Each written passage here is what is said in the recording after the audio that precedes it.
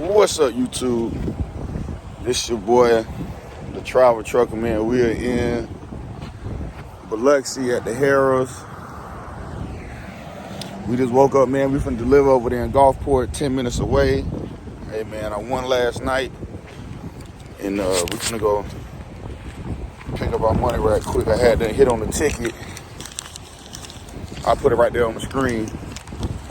So let's go collect this money for breakfast. And I'll see y'all to talk about today's topic once we get unloaded. We're gonna talk about how the truck drivers get paid their detention pay at customers and shippers.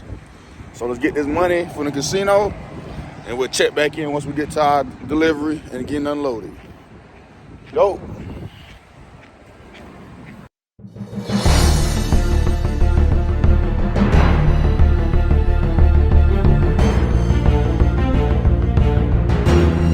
Starting my day a little late, Jerry. I hit on this good old 8-leg parlay. Went to sleep, woke up, and I had done one. Oh yeah. But first, nothing says casino like Starbucks. Oh yeah. Starbucks.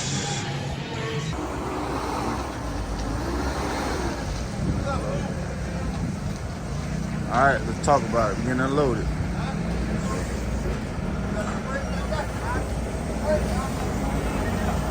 All right, while we getting unloaded, let's talk about it real quick, man. How do truck drivers get detention pay, and when exactly do you get detention pay? So, all right. The main influence of me doing this video is this week I've been sitting around a lot of these shippers and customers because they're short staff and whatnot, and a lot of people are not sure how the detention pay works. And a lot of times these companies or brokers, if you're an owner operator, they'll try to screw you over. So let me tell you the fine print of detention pay. Detention pay is when you're at a customer or shipper for more than 2 hours. That is the standard across the board. They're supposed to load you or unload you within a 2-hour window. Now, unless noted on the bills before you accept that load, that you may got to drop your trailer overnight, or they may have a 4-hour turnaround, unless it's established, you know, then you can kind of like, you could like still negotiate the detention, but they may get a little bit of leeway, like, hey, we told you what it was before you got here. You are supposed to get detention pay. A lot of these mega carriers will screw you out of detention pay if you don't ask for it or you don't know what you're talking about.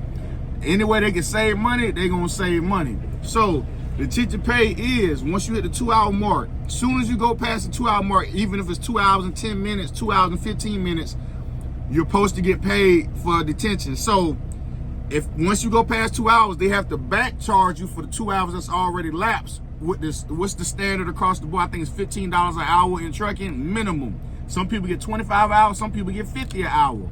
But you are supposed to get retro paid for the 2 hours that's already lapsed. Once you go past 2 hours, so if you get the 2 hours and 30 minutes, you are then getting paid for the 2 hours that you already set plus that half hour. So that'd be $37, $38 minimum if they're paying you $15 an hour. So if you're there for 3 hours, once you pass 2, they will retro pay you for the 2 hours that's already lapsed plus the 3rd hour. That's how detention pay is. So you got to be there for more than 2 hours. You don't get detention pay if they unload you at 1 hour and 58 minutes and you're done. That's not detention pay. If you get your bill signed at 1 minute and 45, 1 hour and 45, that is not detention pay.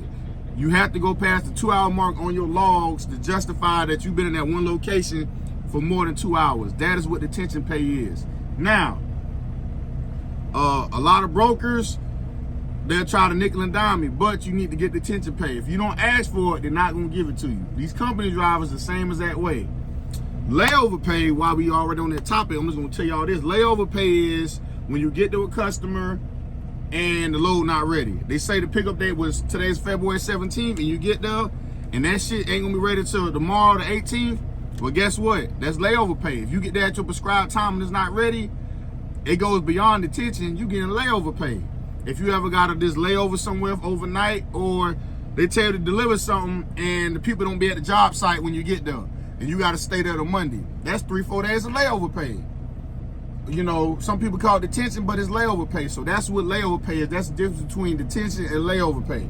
So if you get caught in inclement weather, if you're a company driver, if you got to park up somewhere for 2 or 3 days because you can't move the truck, that's layover pay. You can't drive in the snow blizzard. That company has to pay you. Now, if you're an owner operator, you're not going to get paid from nobody. You just not going to get paid. That's just how it goes. But if you're a company driver, you should be getting layover pay. So that's all I want to tell you guys about, man. Yeah, man, I had a loan out at the casino in Biloxi. We finna pick up this load, delivering it back in Houston. That's gonna deliver on Monday, so we're gonna sit on it for the weekend at the house. And I'm gonna drop another video later. And we're gonna talk about BP bought all the Travel Center of America truck stops, all the TA truck stops. So we gotta talk about that and what is the impact I think it's gonna have. So y'all be safe. I'll see y'all on the next one.